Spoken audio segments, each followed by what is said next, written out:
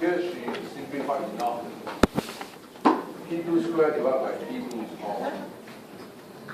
P2 squared divided by P2 is all P2. Okay? So therefore I think everything should be okay. So she did not simplify it. So that's why. So you see, you put your yeah, that means something wrong. Not like this. Okay, so let's move on to question number 2. Now, in 2, we have 2 companies. Only Corporation has an annual return of 6% over the last 10 years, standard deviation 3%. Okay, now, meets the return of Unity Corp is how much?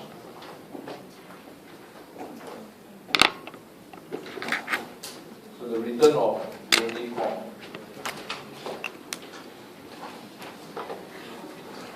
is 6%.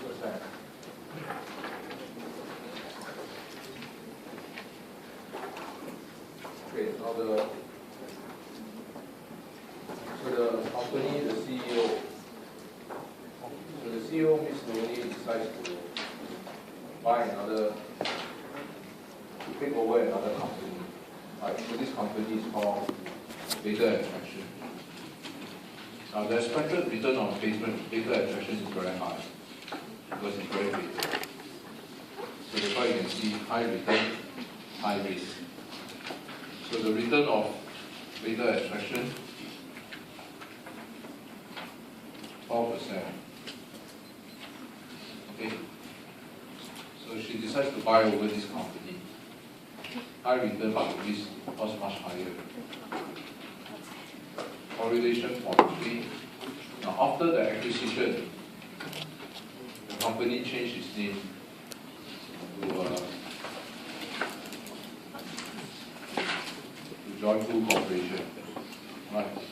So with joy, productivity increase. Okay, because Miss Loney is no longer Loney anymore. She's now very happy. So happiness increased her productivity. And so now the company grew to 3 times its original size. So you're asked to find the expected return of Joyful Corp. Okay, to find the expected return of Joyful Corp, because you see, the name of the company is not important. Right? Because I think if you have studied your utility function in chapter 6, if you can recall, to find the expected return of Joyful Corp, the expected return is equal to the weighted average return of the 2 stocks. Now, in chapter 6, we call it stocks, but now we just simply call it the name of the stocks. Right, last time we call stock A and stock B. Now, we give you the name of this stock. Loney Corporation and Beta Attraction. Now, since the company buy over this, it becomes a portfolio return. Alright now, the new return, Joyful Corp, the return comes from where? Joyful Corp, the return is something like a portfolio return now. Comes from 2 companies. The return is generated from Loney Corp and Beta Attraction. Okay, so very simple to find the expected return of this portfolio of the new company. So it's just the weighted average return. So the weighted average return of Joyful Corp. Just the weighted average return of Loney Corp and Beta Attraction. But we have to multiply them by the weightage, right? Okay, so what's the weightage of these 2 companies? So, Loney Corp, what's the weightage? Now, the only thing I know is that before the acquisition, before the acquisition, the company size is one time. After the acquisition, the size grows to 3 times. Right. So what could have contributed until the thing grows to 3 times? Alright, the size of the company is 1 time only, right? Then why suddenly grow to 3 times? Who must have contributed the other 2 times? Beta attraction, a high return, right? Otherwise, how can the company grow from size 1 to size 3? You have the acquisition, the size will be 1, right? After the acquisition, the size grew to 3. That means the other 2 times must have come from where? Beta attraction. You agree? So that means what's the weightage? What's the weightage? 1 out of 3 is from where? Beta attraction. 2 out of 3 is from where? No, 1 out of 3 is from Looney Pots. Out of this 3, 2 is contributed by who? Beta attraction, right? So the weightage is 2 out of 3 from here. So the expected return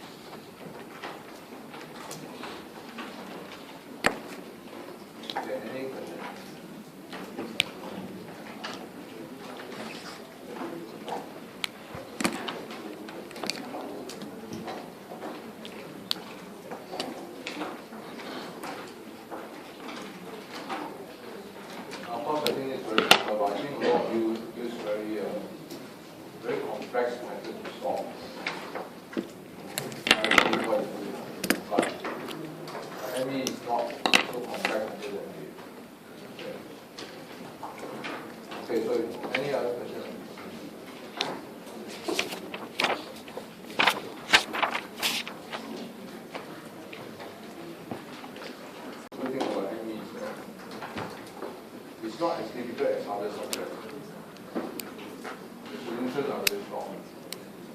That's why a lot of lecturers tell me the thing you're having the next 2 times. So simple, all the things you teach. Say, I said it's simple, then in life people always choose the easiest thing, right? Why don't you teach? So they want to teach. After that they go back and look at all my answers, asking how come like that, how come like that. Because you know why? They think for a few days they cannot figure out why. And when it comes about the start, it's not right. Alright, so don't get tricked. A lot of people tell you ME is very simple, right? Actually it's not tough, but if you can think very well, it's okay. But if you cannot think very well, sometimes you can spend 5 days thinking and you still end up with the wrong answer. Now, why? Because the solution is not so straightforward. It's not a standard material. The standard material, you can memorize the first equation, you solve, right? You notice whether it's for option or for whatever, the first equation cannot be wrong. That equation comes from where? Our bed. Right, so if you solve the correct equation, very fine. But if you solve the wrong equation, then that's why you appear, because why? You spend 2 hours solving it. Why you need 2 hours? Because the thing is wrong, right? So you solve and solve, you cannot find out. So the best way is when you do this type of exam. You cannot get the answer, don't do. Go on to the next problem. Understand? Otherwise you feel scared. Now let's move on to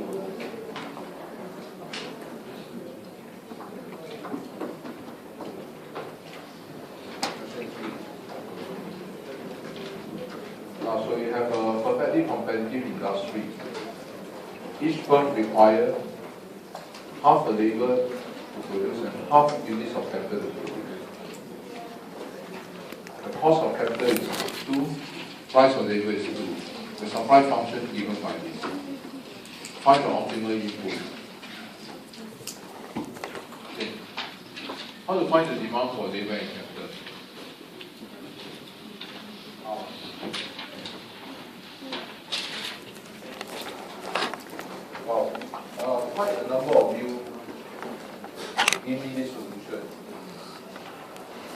find for me the optimal demand for labor and capital.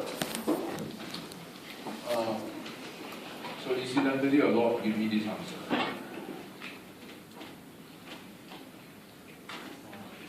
And this is the optimal K, and this is the optimal L. Right. So that's what you do.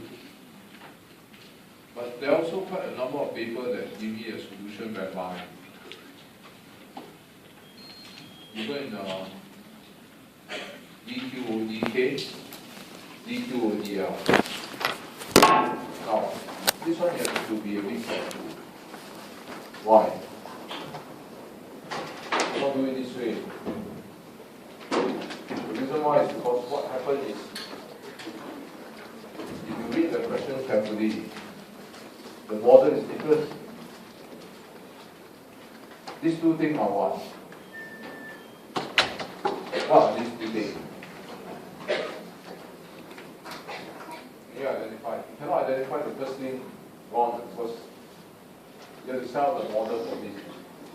What are these two things?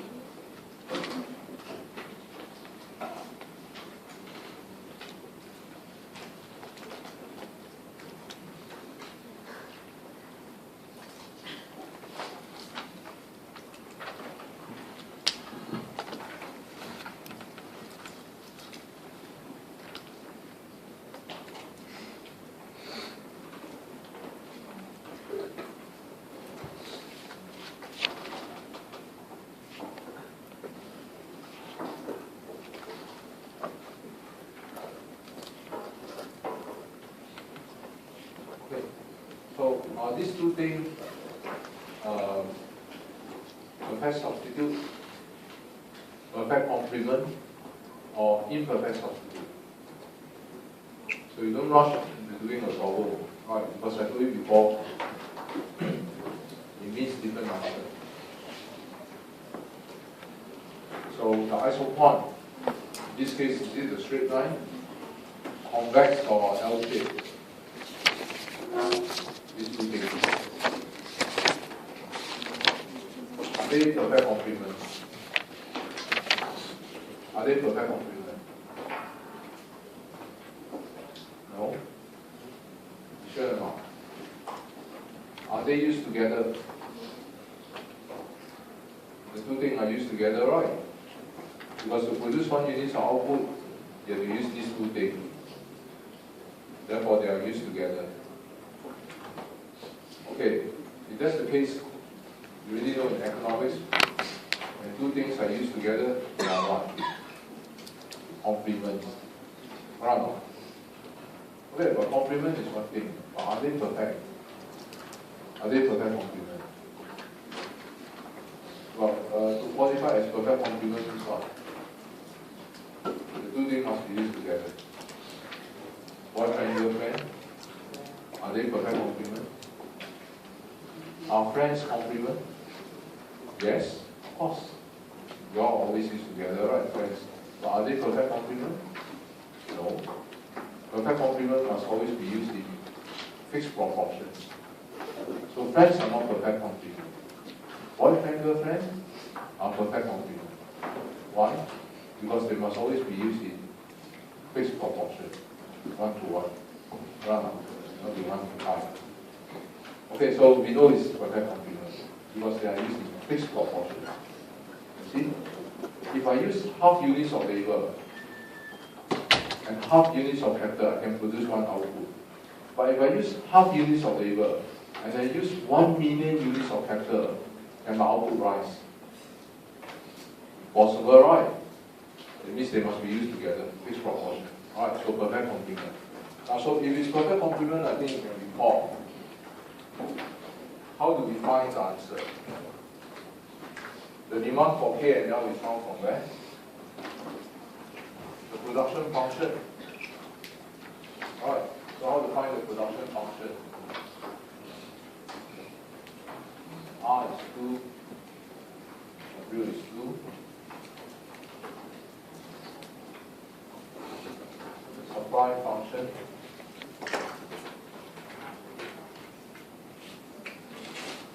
Okay, so the production function is found from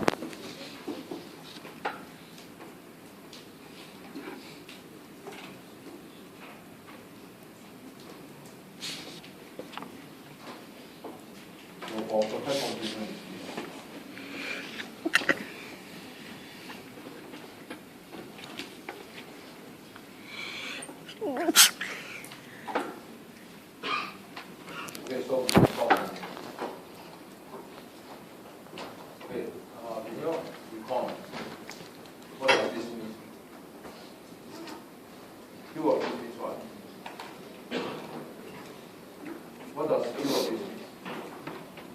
Q stands for what? Output. So this is output from what? L units of labor. How much is that? What's the output from L units of labor?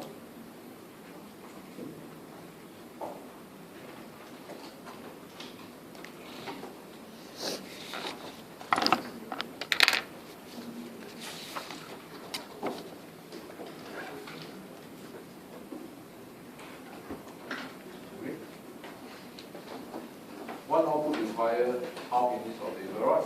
One labor can produce how much? One labor can produce how many output? This amount.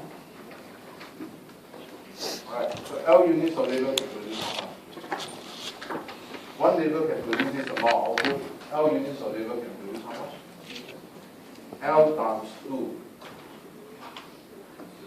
Okay? And the same manner.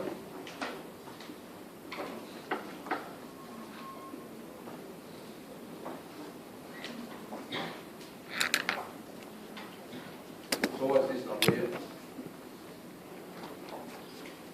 How much is this number here?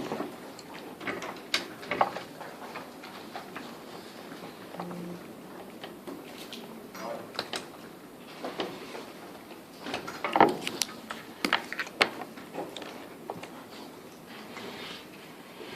Okay, any question?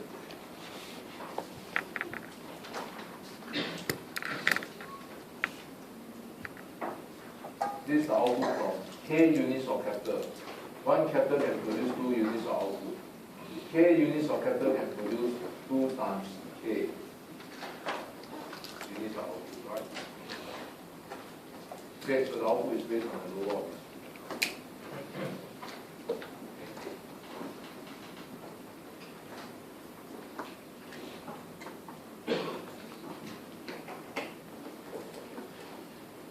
Okay, so how do you find the demand for labor and capital?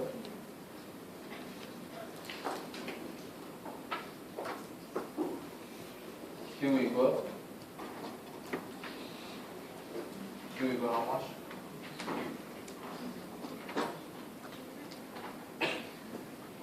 Therefore L equal Q equal 2L, L equal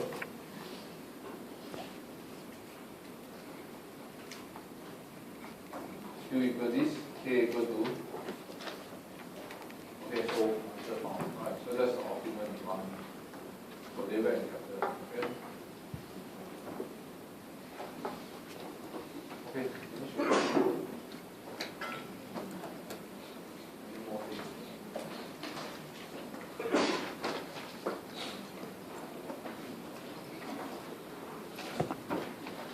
How to find the market output? How to find the market output? Remember how?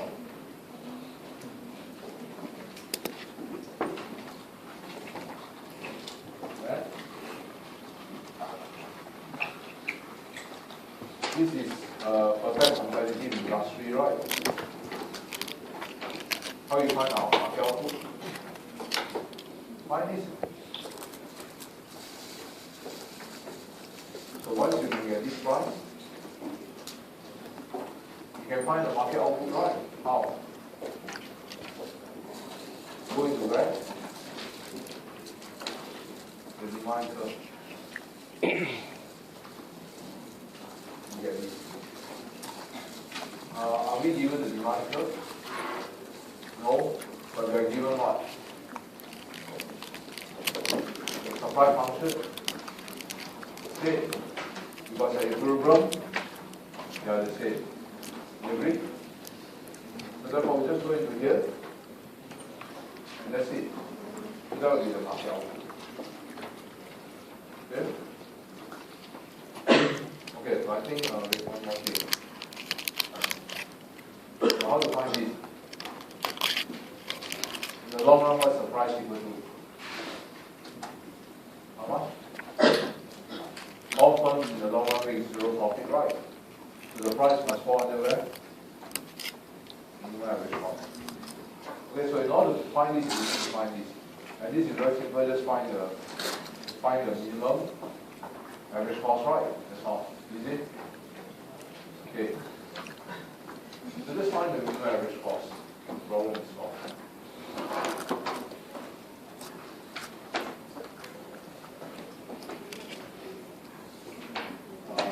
But in order to do this,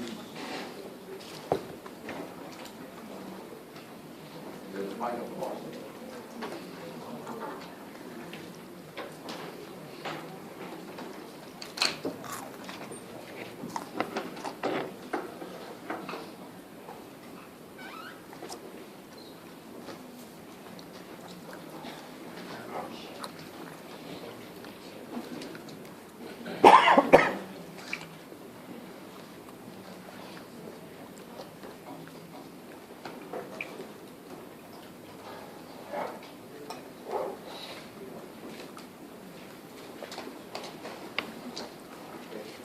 Find from here the minimum average cost.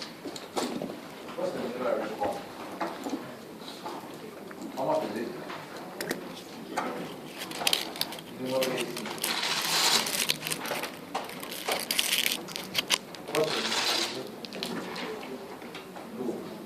Where got minimum? This average cost curve is what shape? Horizontal. No minimum. Now, no minimum. Now, so this will expire big. Because hope is finally big. Let's do this thing out. Some easy. And that will expire big. There's no minimum average cost. So what's the price? Two, there's a drop to 2, right? Because they're making 0 profit, right? In the long run. So, okay.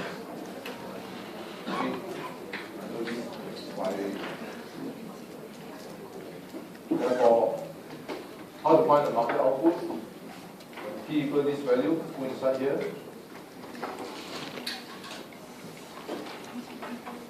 So this is the market output.